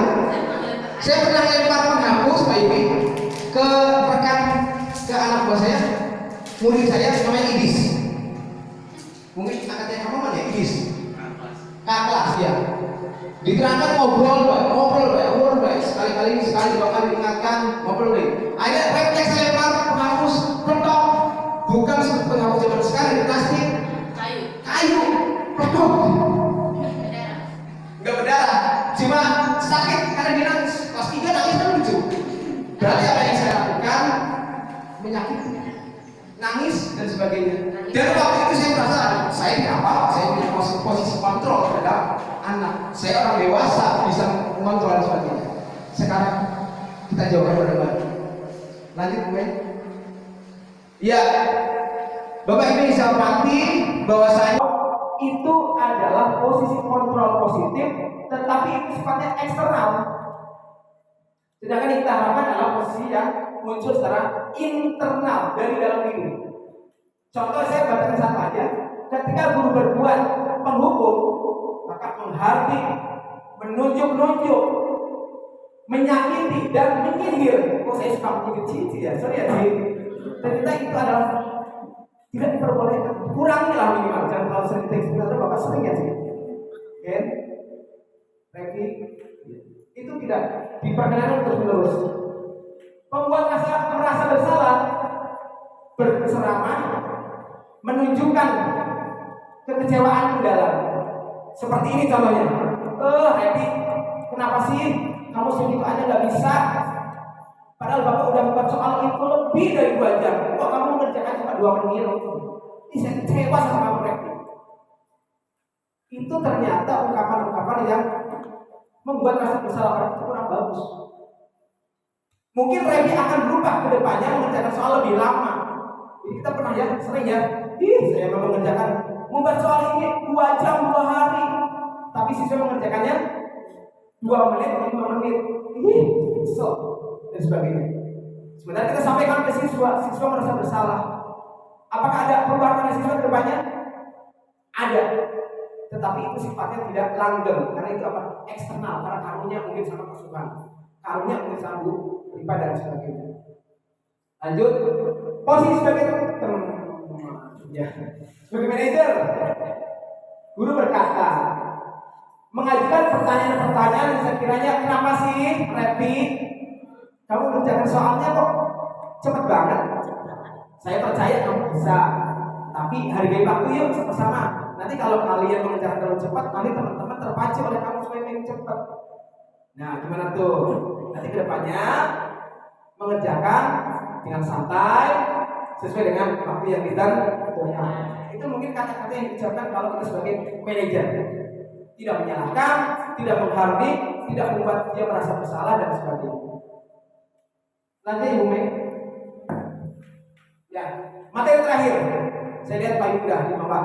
Materi terakhir, metode segitiga restitusi. Tadi di awal sudah disebutkan oleh pemateri sebelumnya itu restitusi. Apa sih restitusi itu? Saya mohon di sini. Silakan Ibu, restitusi. Tadi disampaikan oleh pemateri sebelumnya. Restitusi adalah metode untuk menyusun kembali model disiplin sekolah. Restitusi berfokus pada solusi atau pemecahan masalah, bukan pada masalahnya. Restitusi mengajak murid untuk mengidentifikasi kembali tindakannya sehingga dia menganalisis dan memikirkan langkah yang tepat dalam pemecahan masalahnya. Next. Gak usah ini panjangan. Lanjut. Dalam menyusun restitusi atau nanti lanjut ke segitiga restitusi, ciptakan suasana positif. Ketika nanti ibu misalkan restitusi ini kan pemecahan masalah, ketika ada siswa yang bermasalah, kita panggil, jangan sampai kita tertutup pikiran kita dengan emosi dan sebagainya, supaya tercipta yang nyaman dulu. Kalau perlu diajak ke hotel, siswanya ngobrol bareng sebagainya, diajak ke kafe, yang pasti ciptakan suasana positif dulu. Ajak murid untuk berpikir dan menganalisis kesalahannya. Dan ketiga, beri ruang pada murid untuk memberikan solusi terbaik. Ini teorinya bagus. Tapi kadang-kadang kita saya sebagai manusia biasa kalau ada emosi ya, ada siap. Maaf ya Pak. Siap. Ada siap. Guru itu kan pasti kontrolnya Pak. Ayo, sakti memindahkan siswa dari sini ke sini. Ayo. Jadi itu dikali ya dikurangi supaya memecahkan masalah itu dulu. Ciptakan suasana positif, ajak murid berpikir dan beri ruang berdiskusi. Lanjut. Nah, Bapak Ibu, ini yang sangat penting di antara yang penting-penting sebelumnya. Bagaimana cara kita menyelesaikan masalah atau karakter negatif pada siswa? Kita bisa menyelesaikannya kalau secara teori itu namanya segitiga restitusi. Segitiga restitusi itu meliputi 3 hal. Yang pertama adalah menstabilkan identitas, yang kedua adalah memvalidasi kebutuhan atau kesalahan, yang ketiga adalah menanyakan keyakinan. Yang pertama menstabilkan identitas. Contohnya ketika kita ingin memberikan solusi kepada siswa, berdiskusi dengan siswa yang bermasalah, jangan langsung kita menyalahkan atau menjudge siswa itu salah, tapi kita mulai dengan awalan. Contohnya misalkan, setiap orang pasti melakukan kesalahan. Nah, kalau kalian merasa salah, setiap orang pasti pernah melakukan kesalahan. Kamu bukan satu-satunya yang pernah melakukan itu. Jadi anak akan ternyata ada juga seperti itu. Tinggal bagaimana selanjutnya. Validasi tindakan yang salah. Kamu tentunya punya alasan mengapa melakukan itu. Adakah cara lebih efektif untuk mendapatkan apa yang kamu butuhkan? Itu validasi kesalahan. Dan terakhir, menanyakan keyakinan. Keyakinan kelas apa yang telah kita sepakati bersama? Tadi ceritanya kita udah membuat keyakinan kelas. Keyakinan kelas itu adalah kesepakatan bersama antara siswa dan gurunya. Bagaimana supaya kelas itu menjadi kondusif, baik dan berjalan normal seperti yang diharapkan. Sepakat semua. Nanti itu menjadi dasar ketika ada menanyakan keyakinan. Kemarin saya sampaikan kepada Randy, saya buat video dengan Randy, tapi itu real. Jadi ceritanya Randy itu bolos di pelajaran saya karena waktu itu masih musim kemarau ya, caranya cair. Dia ke Cimanguli buang air besar. Karena saya sudah belajar restitusi, saya memanggil besoknya, dia nanyakan, Randy, kata teman kamu kemarin kamu udah kembali ya ke sekolah ya? Emang kemana kamu? Saya ke Cimanguli Pak. Kenapa Cimanguli? Buang air besar Pak. Di sekolah nggak ada air Pak, dan sebagainya. Oh gitu. Ujung-ujungnya diharapkan Randy, kira-kira kamu mau melanjutkan itu nggak? Nggak Pak. Sesuai dengan kesepakatan kelas kita, coba Randy sebutkan kesepakatan keyakinan kelas itu apa? Keyakinan kelas berhubungan dengan bolos tadi adalah bersama-sama akan mengikuti pelajaran dari awal sampai akhir. Akhirnya campur bapak begini. Nah, ketika kita berhubungan, berkaitan, berinteraksi dengan siswa yang bermasalah, buat yang namanya langkah restitusi yang pertama itu menstabilkan identitas. Untuk membuat anak yang merasa gagal karena berbuat salah menjadi positif terhadap dirinya. Bagian dasar dari segitiga bertujuan untuk mengubah identitas anak dari gagal menjadi orang yang sukses. Berikan kalimat-kalimat reflektif yang pertama kepada siswa supaya tidak langsung menyalahkan dia. Contohnya, nah, berbuat salah itu tidak apa-apa. Nah, tidak ada manusia yang sempurna. Nah, saya juga waktu sekolah pernah melakukan seperti itu. Nah, Bapak Ibu tidak tertarik mencari siapa yang salah, tapi Bapak Ibu ingin mencari solusi dari permasalahan ini. Apakah kamu sedang menjadi teman yang baik buat dirimu sendiri?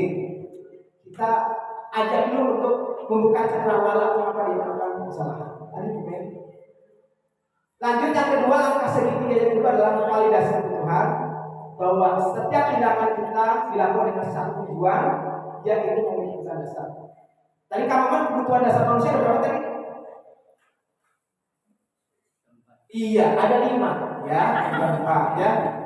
Ada 5 yaitu survival, belonging, cinta sayang, fun dan empowering.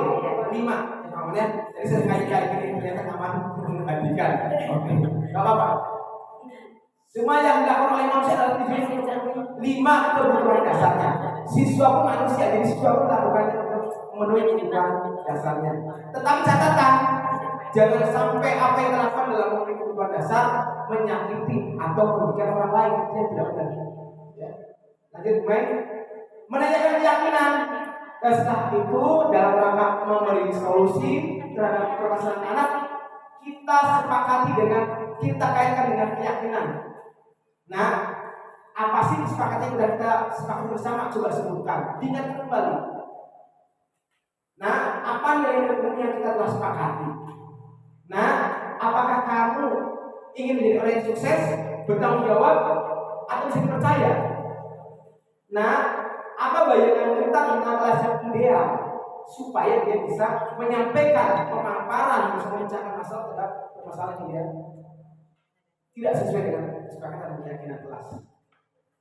Bapak Ibu yang saya hormati, ketika saya menyampaikan ini rasanya kurang terlalu elok kalau cuma satu arah. Jadi nanti saya minta kesediaannya untuk menyelesaikan LK yang sudah saya buat ya, keterkaitannya dengan pemahaman ibu bapak terkait dari materi 1 sampai 6. Ada posisi 5 posisi kontrol guru, penghukum sampai yang namanya manajer, ada yang namanya kebajikan universal, ada yang namanya segitiga restitusi dan sebagainya. Jadi itu ya, supaya kami juga merasa ini ada manfaatnya loh. Bapak Ibu, ada 5 posisi kontrol kita, hukum, teman, pemantau, pemberi rasa bersalah, dan manajer. Nah, ada penghukum, pembuat rasa bersalah. Penghukum yang pertama, pembuat orang merasa bersalah. Ketiga sebagai teman, keempat sebagai pemantau. Maaf ya Bu ya. Halaman pertama aja. Yang belakang satu pemain nggak? Iya. Silakan. Waktunya 5 menit. Kalau lebih Ibu Meg ini berdua aja di sini sama. Saya juga ini bukan seharusnya. Ditulis di sini.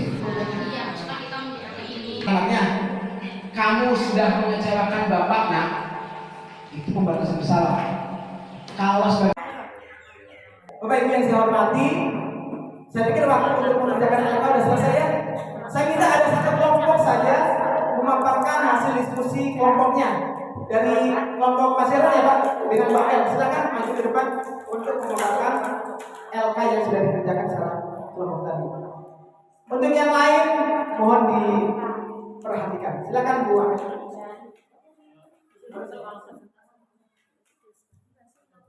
Terima kasih atas waktunya, Bapak. Di sini kelompok 1 saya bersama Bapak Kepala sudah mendiskusikan terkait kasus 1 yang diberikan oleh tim CGP berkaitan dengan Lukman. Di sini kasusnya, ya sebelum saya memaparkan jawaban kami, saya akan bacakan terlebih dahulu. Ya, langsung saja untuk mengefektifkan waktu. ini yang pertama dalam kasus di atas, sikap positif apakah yang diambil oleh Bapak Lukman? Jelaskan apakah indikatornya. Nah, di sini jawaban kami, Pak Lukman sebagai penghukum yang kebijakannya tidak tepat. Sebagai penghukum ya? Iya, betul. Selanjutnya, untuk pertanyaan yang kedua, bila Bapak Lukman mengambil posisi seorang manajer, apa yang akan dikatakannya? Pertanyaan-pertanyaan seperti apakah yang akan diajukan ke Sabrina? Di sini kami menjawab yang pertama, Sabrina, kenapa kesiangan? Ada apa di rumah? Yang kedua, memang sepatunya punya satu. Nanti sekolah akan memberikan sepatu yang berwarna hitam. Pertanyaan berikutnya, kira-kira bila Anda adalah kepala sekolah di sekolah tersebut, nilai kebijakan apa yang ingin dituju oleh peraturan harus berwarna hitam? Di sini jawabannya, untuk keseragaman agar tidak ada kesenjangan, dipandang dari sudut ekonomi orang tua, serta untuk memberikan gambaran bahwa sekolah tersebut punya ciri khas. Dan yang terakhir, bagaimana Anda menyikapi langkah yang diambil Pak Lukman mengenai kasus tersebut? Di sini jawabannya sangat tidak setuju dan perlu adanya satu tindakan yang persuasif dari kepala sekolah terhadap Pak Lukman. Kesimpulannya di sini bahwa posisi Pak Lukman itu sebagai penghukum. Itu hasil diskusi kami. Terima kasih. Assalamualaikum warahmatullahi wabarakatuh. Waalaikumsalam. Tepuk tangan yang meriah untuk kelompok satu yang sudah memaparkan jawabannya. Dari apa yang disampaikan Bu Amel setelah berdiskusi dengan, kebetulan diskusinya dengan kepala sekolah. Di sini kalau ada pertanyaan dengan kepala sekolah itu jawabannya udah mantap namanya. Jadi sepakat ya. Jadi Pak Lukman dalam hal ini melakukan posisi kontrol sebagai penghukum. Nah, yang sedikit kurang dilengkapi mungkin pada kalimat apa Bu Amel dan Pak Sudarman melihat itu sebagai penghukum. Ya, indikatornya kalimat-kalimat yang sedikit tadi ada di situ. Ya, kalau penghukumnya udah oke nih. Apa kira-kira kalimatnya? Kamu sudah melanggar peraturan. Kamu sudah melanggar bla bla bla bla. Itu adalah ciri kalimat yang disampaikan oleh penghukum. Yang kedua, yang ketiga itu bijaksana karena kebetulan kolaborasi Pak dengan Bapak Kepala Sekolah. Oke, itu pikiran-pikiran yang mungkin kepala sekolah akan melihat seperti itu Pak ya. Kenapa harus pakai sepatu hitam supaya tidak ada namanya kesenjangan dan sebagainya. Baik Bapak Ibu sekali lagi aplaus untuk kelompok Bu Amel dan Pak Sudarman. Terima kasih. Ternyata dari apa yang disampaikan materi 1 sampai 6 sudah melekat di memori Bapak Ibu terkait dengan budaya positif, dan tugas kita adalah untuk mengaplikasikannya, menerapkannya. Baik Bapak Ibu, sebelum kita akhiri tentunya mohon dikirim ada apa selanjutnya? Oke, ke bawah dong. Nah, saya ingin ada refleksi. Apapun yang Bapak dapatkan dari yang kami sampaikan tersebut, sampaikan saja. Pertama, refleksinya adalah pemahaman apa yang berubah sebelum dan sesudah mempelajari materi ini. Saya langsung telepon, Bu Ira. Ya, hukuman tidak boleh, tapi konsekuensi boleh dilakukan karena konsekuensi itu kembali kepada dirinya sendiri dan itu bertujuan untuk memberikan atau supaya siswa itu bertanggung jawab atas apa yang telah dilakukan olehnya. Begitu, terima kasih. Aplaus meriah untuk Bu Ira. Hukuman sifatnya menyakiti, bisa menyakiti. Konsekuensi ada kesalahan, kalau restitusi ada kesepakatan dan ada pemecahan kesalahan antara guru dengan siswa supaya kesalahan tidak berulang. Yang ketiga, apa rencana ke depan untuk menerapkan materi ini? Hormati, ketika Bapak Ibu sudah memberikan refleksi dan refleksinya sesuai dengan pemaparan materi pada kali ini, tentunya tidak banyak yang akan saya sampaikan kecuali yang ada pada slide, yaitu terima kasih atas waktunya. Terima kasih Bapak Ibu yang saya hormati. Kita sudah sampai ke sesi akhir. Sekali lagi kami mengucapkan terima kasih sebesar-besarnya kepada Bapak Kepala Sekolah, kepada rekan-rekan Dewan Guru, kepada para siswa, kepada Bunia juga yang sudah membersamai kita hari ini. Semoga apa yang kita pelajari bersama ini bisa bermanfaat, menambah hasanah keilmuan kita, dan yang terpenting adalah mengaplikasikannya di kelas atau di sekolah, sehingga harapan kita muncul siswa-siswa yang berkarakter positif bisa tercipta. Baik Bapak Ibu yang saya hormati, sekali lagi kami ucapkan terima kasih banyak atas semuanya. Mohon maaf sebesar-besarnya mungkin dari kami apabila mengganggu, apabila mengurangi jatah ibu untuk istirahat dan sebagainya. Jadi kami mohon dimaafkan. Dari kami cukup sekian. Bila itu hidayah.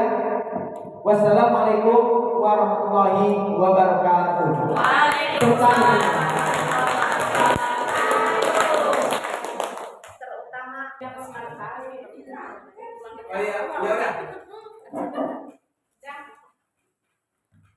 Baiklah, acara demi acara telah kita lalui bersama. Sungguh luar biasa. Terima kasih kepada tim CGP Angkatan 8. Sungguh sangat memberikan motivasi serta tadi apa yang disampaikan mudah-mudahan kita dapat mengimplementasikannya ya pada pembelajaran kita sehari-hari. Baiklah, acara yang terakhir yaitu penutup atau doa yang akan disampaikan oleh Pak Suhan kepada yang disertai. Terima kasih Bapak Ibu yang saya hormati. Sebelum kita akhiri bersama, marilah kita sama-sama menundukkan kepala kita kepada Allah Subhanahu wa taala dengan mengaminkan doa yang akan saya bacakan. Bismillahirrahmanirrahim. Allahumma sholli ala sayyidina Muhammad wa ala ali sayyidina Muhammad. Alhamdulillahirabbil alamin. Hamdan syakiran hamdan na'min.